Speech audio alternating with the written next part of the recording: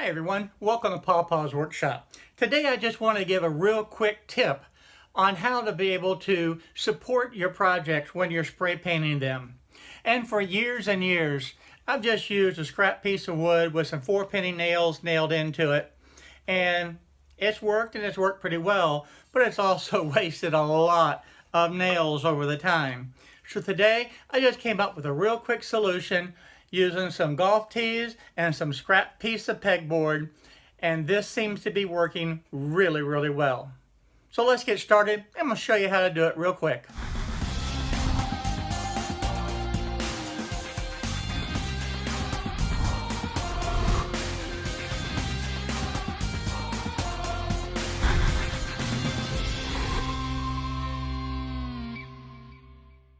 Even though this is not a CNC project today, I think that this is going to be an item that is going to be very useful on a lot of the CNC project when it comes time to finishing, because this will be able to support the project very easily, and it's very portable.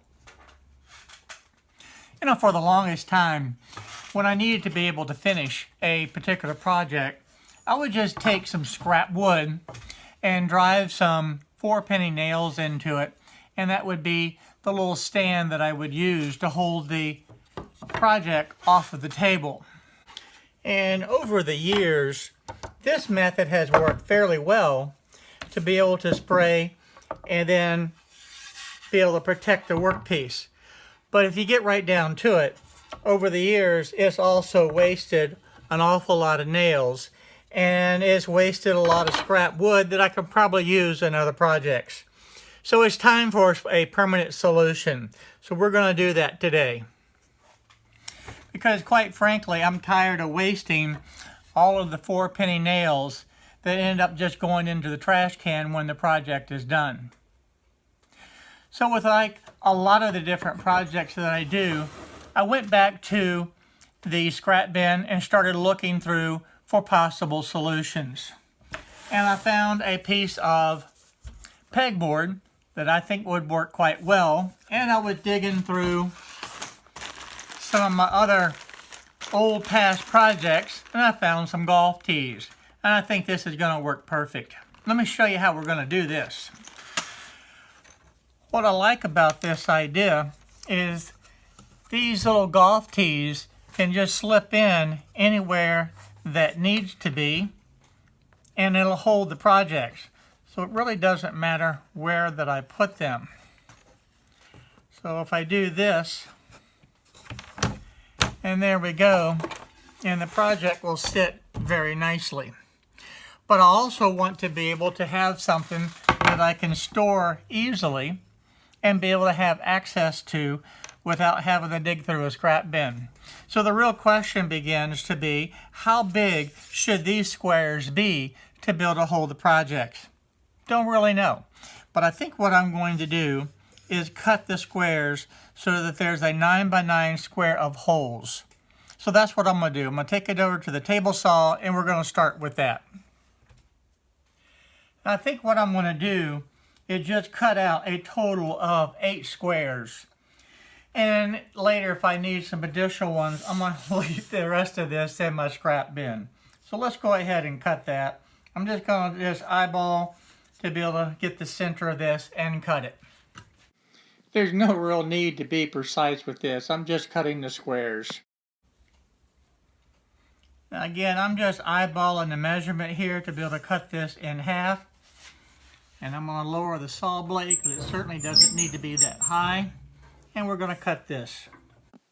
Hopefully you'll be able to dig through your scrap bin and find something similar to make this type of project, because I really think it's going to be a very useful project in the shop for the future painting that I do. And by the way, this is probably one of the simplest little projects that you can do. It only takes about 5 minutes. After I ripped these, I just went ahead and grabbed the crosscut sled and put it onto the table saw. If you decide to make this, do not get hung up on having to get out a tape measure to cut these real accurate. In fact, you have not seen me use a tape measure at all in this video. Again, I just eyeballed for the alignment. I've got the stop block in here, and I'm just going to go ahead and cut these. Now you'll notice as I cut this that the sled hits my outfeed table. And this is because I had moved the table saw a few days ago and didn't re-level everything. So time to fix that now. So now that the table saw has been re-leveled, the sled will move easily across the outfeed table the way it should.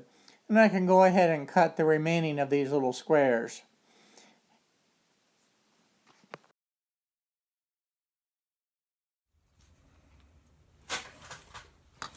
Okay, to see if these will work, I'm just going to slip in a peg. And we're going to start out just doing it in the center.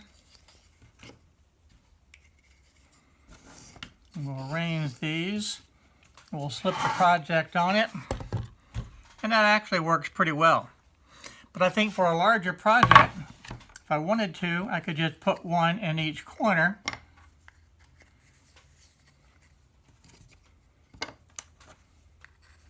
And make a stand that would actually be more stable. So I kind of like this idea.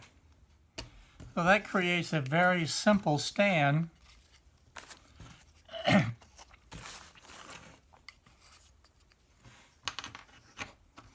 There we go.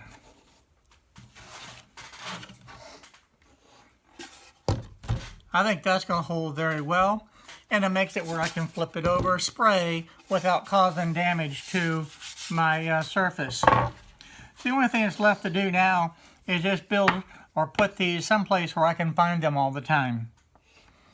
Having something like this, I think is going to be a permanent solution, and it'll work whether the project is a small project or a large project, just by simply placing these pegs into whatever holes seem to be the appropriate ones.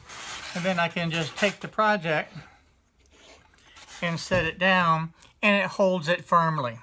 I think that's going to be a lot better solution than my old scrap piece of wood with the 4 penny nails in it.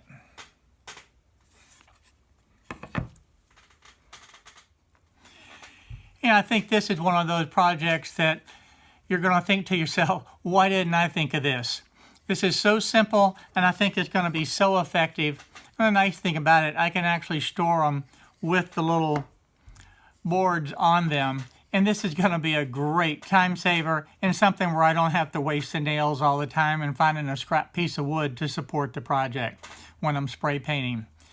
I'm curious to know out there how many of you are going to be saying, gee, I wish I'd have thought of that. That was so simple.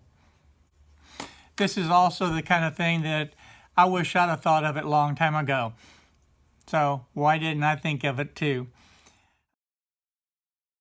Hi everyone, thank you for watching my video today. If you like the video, please go ahead and hit the subscribe button down below and the little bell next to it so you'll be notified on the different videos that I upload. Also check out the videos over here to be able to stay up to date on the happenings in my shop. So again, thank you for watching my videos.